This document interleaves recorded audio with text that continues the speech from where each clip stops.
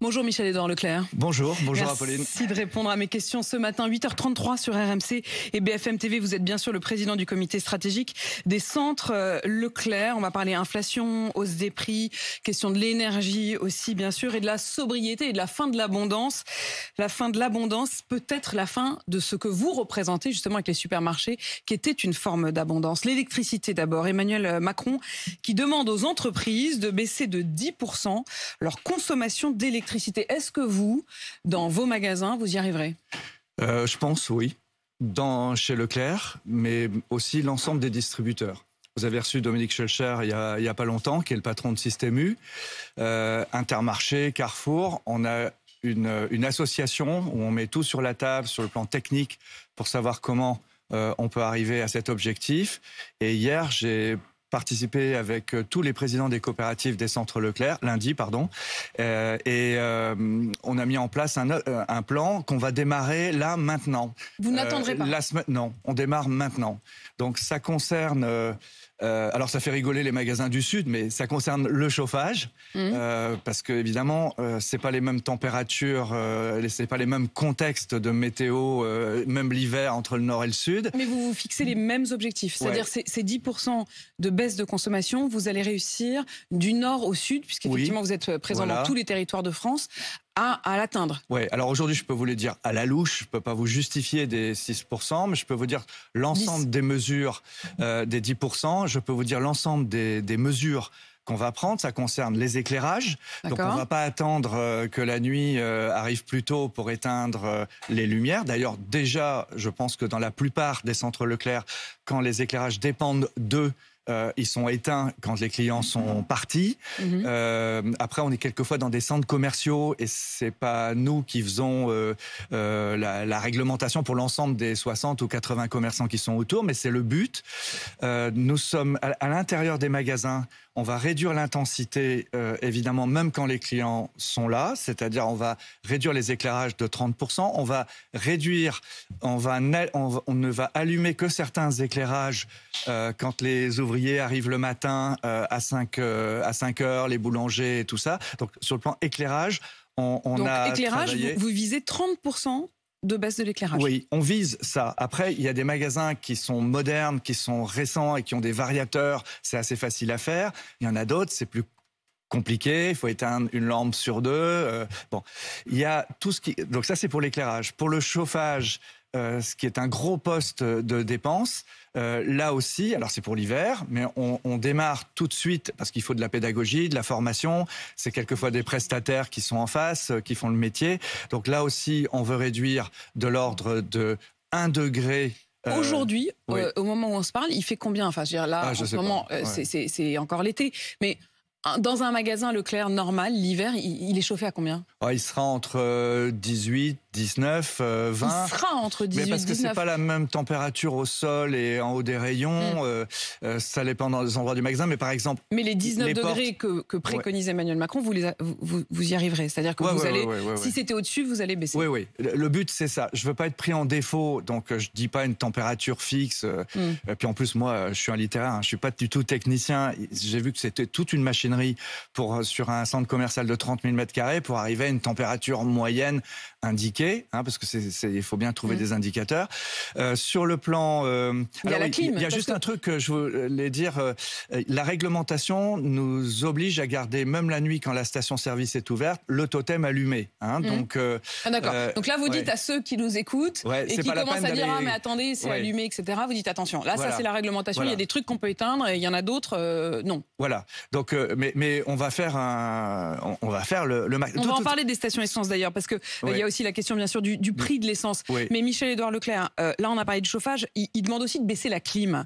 Ça vous concerne aussi dans les magasins? Ça concerne pendant l'été surtout les magasins du Sud, l'hiver moins. Je ne sais pas si vous mettez la clim chez vous, mais l'hiver on ne le met pas. Mais par contre, la fermeture des portes, ça avait choqué un certain nombre de commerçants. Le côté, il y a toujours un côté professoral, le gouvernement, on a un côté injonction.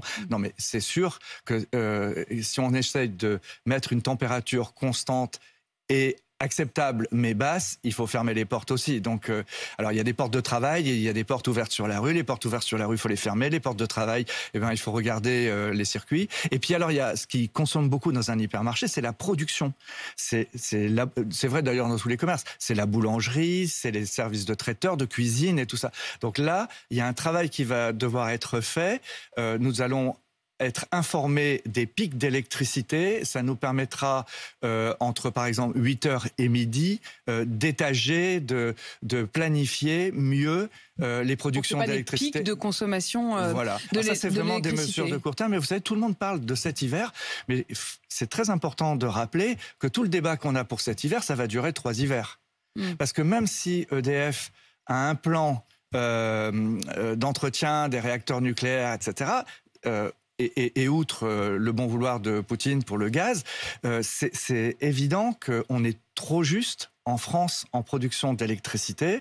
Et donc, ce qu'on met en place pour cet hiver, il y a beaucoup de chances que ça dure 2 ou 3 hivers. Et que ça devienne une forme d'habitude. Au fond, ça tombe bien. Oui. Si de toute façon, il fallait baisser la consommation d'énergie pour protéger l'environnement. Mais Michel-Édouard Leclerc, quand vous entendez Emmanuel Macron qui vous fait ces injonctions, comme vous dites, ça va vous permettre aussi de baisser la facture. Oui, absolument. Donc peut-être de baisser les prix. Absolument. Baisser, en tout cas, de moins les augmenter. C'est parce que de toute façon, je veux dire, si vous réduisez de 10% votre consommation d'électricité, c'est mathématique. Alors vous avez dit que vous étiez un littéraire, mais enfin, vous savez compter. Vous êtes aussi épicier. Donc à un moment, quand on baisse de 10% sa facture d'électricité, ça veut dire quand même qu'on économise 10% aussi à la fin. C'est pour ça que je dis aux membres du gouvernement, c'est pas la peine de faire des injonctions, que vous ayez besoin de vous mettre en scène pour montrer que vous êtes en action dans la société médiatique, qu'on soit dans l'opposition ou qu'on soit au gouvernement, il faut qu'il y ait des postures, ou apparemment ils le croient. Mais en tout cas, ce qui est certain, c'est que toute la distribution française est volontariste, et d'autant plus que sa facture d'énergie... Vous l'auriez fait même si on ne vous l'avait pas demandé ? Mais oui, la facture d'électricité d'un centre Leclerc moyen de 5000 m² va passer de 200 000 à 400 000 euros. Donc, celui qui va augmenter moins son énergie... Personne n'a envie de monter le chauffage, quoi. Celui qui va mieux maîtriser ses coûts d'énergie pourrait être moins cher que ses concurrents. Michel-Édouard Leclerc, j'entends quand même dans votre réponse une forme de « bon, ça va, vous nous faites beaucoup la leçon, laissez-nous un peu, quoi ». Alors, c'est surtout pour le plan énergie-sobriété d'après. Agnès Pannier-Runacher, la ministre de la Transition écologique. La ministre de la Transition écologique, qui est très active, on l'a vu pendant le Covid, etc. Elle a annoncé qu'il faudrait que la distribution mette des panneaux solaires sur les ombrières de parking, donc créer des ombrières, en 3 ans, quoi. Et donc là, je dis casse-cou. Attendez, on est volontaire, on est volontariste. Nous, on a déjà, si vous allez sur mes sites, sur mes réseaux sociaux, vous verrez les réalisations. On a déjà plus de 100 centres Leclerc qui sont équipés. Et on a un programme de 500 000 m² d'installation d'ombrières. Mais je dis 2 choses. La première, il faut d'abord que le législateur et le gouvernement se mettent d'accord sur les priorités. Parce que la loi climat nous disait qu'il fallait, au nom de la lutte contre l'artificialisation des sols, qu'il fallait mettre de la végétalisation sur les parkings. Donc là, s'il faut mettre des ombrières, faudrait savoir, quoi. Faudrait savoir, faut demander des permis de construire. Quelquefois, faut changer le PLU, le plan d'urbanisme. Donc, si on dit il faut 3 ans, c'est trop court. La deuxième chose, c'est que le marché n'est pas capable de fournir toutes les grandes enseignes de distribution. Hein, c'est donc dire sur 3 ans, même 5 ans, il faut que vous soyez équipés, sinon... il faut aussi, dans ces cas-là, qu'elle vous en donne les moyens derrière. Non, mais surtout, ça va être la foire à la spéculation. Le marché, c'est 9 à 10 milliards. Enfin, Thierry Cotillard, qui est le patron de Perifem, notre association de tous les distributeurs sur ces aspects techniques, dit que ça va coûter 9 à 10 milliards. Alors, évidemment... En fait, vous avez peur, à chaque fois, c'est vrai que l'inflation. Vous pointez ça du doigt, c'est-à-dire... pas tant l'inflation que la spéculation. Oui. C'est-à-dire que, en fait, tous ces grands lancements de chantier, vous dites attention, parce que ça veut dire que derrière, il va y avoir une concurrence et qu'ils vont tous spéculer, parce qu'ils vont savoir qu'on va être obligé. Et voilà. Si on est obligé de mettre des panneaux solaires sur tous nos parkings, ils vont nous les vendre ultra cher, quoi. Voilà. Alors en plus, j'ai pas trop compris encore, j'ai pas fouillé le sujet, mais j'ai compris que c'est les Chinois maintenant qui fournissent les panneaux solaires. Donc, du point de vue de l'autonomie énergétique, il faut quand même que le sujet soit posé. Et puis, vous avez bien vu aussi que les écologistes ne sont pas unanimes sur les énergies alternatives. Vous en avez qui sont résolument anti-éolien. Mais là, ça vous arrange un peu? Non. Moi, je pense qu'il faut tout développer et après améliorer. Il faut tout développer pour être indépendant. Indépendant de Poutine, indépendant des Chinois et au niveau européen plus cohérent. Mais par contre, il va y avoir aussi beaucoup de progrès techniques au fur et à mesure que ces marchés vont s'ouvrir. Donc n'imposons pas aujourd'hui une technique une solution. Plutôt Voilà. qu'une autre. D'ailleurs, on s'est bien fait avoir sur le nucléaire. On voulait le fermer il y a 3 ans et on veut les rouvrir aujourd'hui. Michel-Édouard Leclerc, vous nous dites en tout cas que oui, vous allez dès demain, dès la semaine prochaine, baisser la consommation d'électricité dans les magasins Leclerc. Vous êtes la vigie des prix des Français. Est-ce que les prix vont continuer à monter? Oui. Vous attendez même pas la fin de ma question, vous? Oui. Parce que j'entends. Parce que vous savez. Non, mais moi, je suis atterré de voir beaucoup de nos économistes parler de 2,5-3% en moyenne, de voir au niveau des banques centrales européennes miser ça en taux de prévision. Mais ils sont décalés, quoi. Mais les consommateurs dans les magasins, ils voient la réalité. Les prix alimentaires ont augmenté le mois dernier de l'ordre de 7 à 8%. Moi, je vous ai fait un petit topo. J'aime bien, quand je viens chez vous, être à jour, ne serait-ce que pour moi. Aujourd'hui, alors qu'il y a déjà eu des hausses très importantes jusqu'au mois de mars suite aux négociations commerciales, les demandes sur l'alimentaire, c'est 9,2% supplémentaires et sur le non-alimentaire, 7,1%. Avec des trucs, les plats cuisinés, 12%, les conserves de fruits et légumes, 15,98%, la pâtisserie viennoiserie, 30,7%, les emballages ménagers, 22%, la charcuterie libre-service, 14%. Nous, on reçoit ces demandes. On a l'air d'être le méchant. Mais ils oublient tous... Quand vous dites on reçoit ces demandes, c'est qui? C'est les industriels qui veulent vous les vendre à ce prix d'augmentation. Hein. Oui, et qu'ils n'assument pas, eux. Ils tiennent des discours généraux via leur fédération, mais ça va se passer chez Carrefour, chez Intermarché, chez Auchan, chez Casino. Vous avez les mêmes industriels qui négocient avec vous. Hein. Oui, et donc dans la réalité, ce qu'ils oublient de dire ou ce qu'ils veulent pas dire, c'est que c'est nous qui allons être accusés de ces augmentations. Donc on demande des justifications. Et quand on demande des justifications, on les a pas. Même dans le cadre de la loi Egalim. Mais quand vous dites plat cuisiné, là, par exemple, je reprends vos chiffres parce que vous les avez sous les yeux, qui augmentent de 12%, ou bien l'emballage alimentaire qui augmente de 22%, il justifie comment? Non, il le justifie pas bien. Et c'est justement, en tout cas, c'est le retour des négociateurs. Ce que je voudrais dire, c'est que c'est le retour des négociateurs dans la distribution et qu'on a l'air de jouer le méchant. Mais il serait peut-être temps que les industriels aussi renégocient en amont leurs matières premières, les prestations, les équipementiers, etc. Parce que nous, quand ça arrive à nous, c'est déjà tard. Par exemple, nous, on n'achète pas le lait à la ferme. On entend les agriculteurs aujourd'hui dire on n'est pas assez payé, on a plus de hausse de coûts. Mais nous, on les achète on achète à Danone, on achète à Nestlé, on achète à Yoplait, des produits transformés, des fromages, etc. On ne sait pas ce qu'ils reçoivent. Et les fournisseurs ne sont pas transparents. Arrêtons-nous quand même un instant sur cette histoire du lait, parce qu'il y a Christiane Lambert, la patronne de la FNSEA, qui tire le signal d'alarme et qui dit si vous, dans vos magasins, vous vendez pas la brique de lait à 1 €, on s'en sortira pas. Alors là, elle confond le prix d'achat et le prix de vente. Moi, je veux être moins cher que Casino, et d'ailleurs, c'est pas difficile aujourd'hui, mais il y a un groupe de tête aujourd'hui dans la distribution. Heureusement qu'il est là, c'est Leclerc, Aldi, Lidl et les Hyper U. Vous le vendez à combien en moyenne, votre litre de lait? Ah non, mais vous avez toutes les gammes. 80 références de briques de lait. À ça, elle répond. Je posais la même question la semaine dernière au patron de Carrefour. Elle dit oui, mais moi je comprends pas comment vous avez toutes les gammes de lait, alors que les vaches, il n'y a pas des vaches premier prix et des vaches luxueuses. Ça n'existe pas. Ça le fait bien sur un plateau, mais la brique de lait, c'est 9% de la production laitière. Et donc, la plupart du lait est valorisé en fromage, en poudre de lait, etc. Et c'est pas Leclerc. Leclerc, on en vend des fromages et tout ça, mais la poudre de lait, c'est le marché international et le prix du lait aux agriculteurs. Donc elle se trompe de cible quand c'est vous qu'elle accuse. Mais elle le sait, parce qu'il y a une alliance objective depuis longtemps entre la FNSEA qui prétend défendre les petits agriculteurs et notamment les éleveurs, avec l'industrie agroalimentaire, y compris internationale. Et donc, moi, ce que je veux dire très fortement, nous, la loi nous oblige à accepter les hausses de tarifs de tout ce qui concerne la matière agricole. Et donc, on est pour, on appliquera. Mais ce qui est extraordinaire, c'est qu'ils ont obtenu une loi, c'est leur loi, c'est la loi de la FNSEA, avec LREM, ils ont fait cette loi. Cette loi prévoit que quand les coûts augmentent, les indicateurs augmentent et les tarifs peuvent augmenter, et donc qu'ils passent par la loi qu'ils ont faite. Cette idée de nous désigner du doigt, c'est trop louche, c'est pas normal.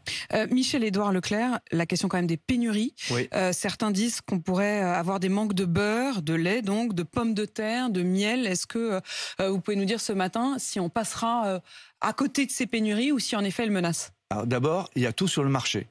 Donc, il n'y a pas de raison objective qu'il y ait des pénuries. Il peut y avoir des ruptures. Si je vous cite une marque, peut-être que, comme pour la moutarde, tout le monde va se précipiter et il n'y en aura plus après. Il faut savoir qu'au mois de juin, on n'avait plus de moutarde parce qu'on avait fait notre chiffre d'affaires de l'année. Hein. Donc ça, c'est quand même... bon. Mais aujourd'hui, c'est aussi un chantage. Je vous rappelle... un chantage de qui? Des producteurs? Bah oui. Je ne sais pas si vous vous rappelez, il n'y a pas si longtemps, on était ensemble, je vous avais parlé de l'huile de tournesol. Eh bien... vous nous disiez qu'en réalité, l'huile de tournesol, elle venait rarement, enfin, elle venait pour une part d'Ukraine, mais pour une autre part, il vous la retenait, ou alors il vous disait... Vous pouvez aller sur le site Twitter de Le Sieur. Il n'y a pas si longtemps, il faisait une campagne pour dire que son huile de tournesol était franco-française, c'était bien du terroir, et il mettait ça en avant. Et on nous a prétexté de l'Ukraine et des problèmes de montée des matières premières pour faire augmenter une huile de 34%. Et on a payé. Tous les distributeurs ont payé. Et pour autant, vous voyez bien qu'on a retrouvé de l'huile de tournesol avant même la récolte en Ukraine et avant même que ces graines soient transformées en huile. À propos de la guerre en Ukraine, il y a évidemment la question aussi du prix de l'essence. Vous êtes dans un bras de fer aujourd'hui, Michel-Édouard Leclerc, avec Total, parce que Total n'est pas que distributeur, il est aussi fournisseur. Donc lui, quand il distribue Total, il fait la ristourne de 20 centimes le litre, en plus de la ristourne du gouvernement. Et quand il vous vend l'essence que vous distribuez dans vos stations, il vous la vend pas avec les 20 centimes de moins. Vous lui avez demandé de vous faire cette ristourne, qu'est-ce qu'ils vous répondent? Ils n'ont pas répondu. Ils n'ont pas répondu. Mais les pouvoirs publics n'ont pas l'air de se précipiter non plus. C'est ce qui fait dire à tout le monde qu'il y a eu un arrangement entre Total et le gouvernement. En tout cas, je ne l'affirme pas, mais nous l'interprétons comme ça dans la distribution. Aucun distributeur ne peut, sans vendre à perte, faire le prix, cette remise de 20 centimes. Ceci dit, Total n'en vend pas beaucoup parce qu'il n'approvisionne pas beaucoup ses stations. Hein. Donc il y a de nombreuses stations Total qui sont à sec au moment où on se parle. Donc, moi, je ne cherche pas à régler mes comptes avec les fournisseurs. Quand je cite, c'est pour donner un exemple. Total, c'est une belle entreprise. On l'a fait dégager de Birmanie. Elle a été dégagée d'Iran. Ils ont foncé pour pas laisser aux Américains la place dans le permafrost russe. Ils doivent dégager maintenant. C'est compliqué. Il y a des salariés derrière. Je tire pas sur la boîte, qui en plus représente des intérêts français encore un peu. Et donc, mais par contre, il faut qu'on nous explique. C'est un problème de concurrence. Les petits pompistes, les syndicats de pompistes avaient crié au loup dès le mois de juillet. Et moi, j'ai l'impression que je suis un petit peu tout seul. Vous êtes surpris là-dessus que Carrefour, que Super U, tout ça, disent pas la même chose? Non, ils disent la même chose. Simplement, le dire, c'est admettre qu'on est plus cher. Donc, ils me disent que je fais une faute tactique de communication. Mais moi, je fonctionne pas comme ça. Moi, j'estime que Leclerc a un rapport de confiance avec les consommateurs. Vous venez de nous le dire, vous dites, je ne peux pas suivre. Les 20 centimes, je ne peux pas suivre. Dans les jours qui viennent. Je me rattraperai après. Leclerc se rattrapera. Vous rattraperez après. Je vois votre petit sourire de celui qui va nous annoncer une grosse promo. C'est ça. Je suis désolé, avant l'été, je vous ai pas mis au parfum, mais voilà. Moi, j'ai un rapport de confiance avec les consommateurs. À titre personnel, j'incarne l'enseigne et notre marque, elle s'est faite grâce aux consommateurs français. J'oublie pas, ça me responsabilise. Et mes ça collègues, veut dire que là, dans les jours qui viennent, vous allez faire en sorte de pouvoir vous aussi faire la ristourne des 20 centimes. Pas dans les jours, mais j'attends la réponse de Total et on verra. Vous attendez la réponse de Total, vous espérez qu'ils vont vous fournir... J'ai écrit personnellement à M. Pouyanné, j'attends qu'il... Vous avez écrit personnellement au patron et il n'a pas pris la peine de vous répondre. Bon, il vous écoute peut-être ce matin et il vous répondra sans doute. Une dernière question quand même sur l'inflation cachée. On s'est rendu compte que, en gros, on avait rétréci le kiri et que pour garder l'étiquette intacte, le contenu des paquets avait été rétréci, ce qui fait que le prix au kilo, en réalité, a augmenté. Et tout ça, ça se fait en catimini, en quelque sorte. C'est rarement expliqué aux consommateurs. Est-ce que vous vous dites c'est aussi notre rôle, même si, par exemple, Kiri ne le dit pas, je dis Kiri, mais c'est aussi, par exemple, les sirops qui en ont un peu moins dans leur bouteille. Est-ce que vous vous dites, nous, on va le faire, on mettra une étiquette, attention, on vous informe? Alors, nous, d'abord, on fabrique aussi, on a des marques de distributeurs. Donc, même si quelquefois on s'aligne sur les standards de l'industrie, là, on s'est dit, il y a quand même, si ce n'est arnaque, il n'y a pas de transparence. Il y a tromperie. Et il y a surtout un déni d'inflation. Parce que, en fait, on cherche à la masquer. Et ça, c'est pas le combat Leclerc. Le combat Leclerc, c'est de dire, l'inflation est mondiale, mais on va essayer de faire en sorte que cette inflation soit moindre dans nos magasins et sur le marché français. D'ailleurs, le gouvernement a cette attitude sur l'énergie. Il a fait le bouclier énergie et c'est très bien. Et il l'a dit. Et il l'a dit, voilà. Donc, mais vous pourriez le dire? Vous pourriez mettre une étiquette, nous vous informons que le contenu de votre paquet a changé, quoi. Donc, alors, je peux vous dire que les consommateurs l'ont vu, c'était à la une du Parisien, Foodwatch nous a interpellés, mais moi, je pense que c'est pas une bonne réponse et que le consommateur qui est amoureux de son kiri, il veut pas se faire avoir. Et donc, il aurait préféré, je pense, une bonne augmentation, enfin, il aurait pas préféré, il aurait râlé. Ou qu'on lui dise de quoi il s'agissait. Mais ce côté, tu me prends pour une baigne, voilà, ça passe pas. Michel-Édouard Leclerc, président du comité stratégique des centres Leclerc, ce matin sur RMC et BFM TV, il est 8h53.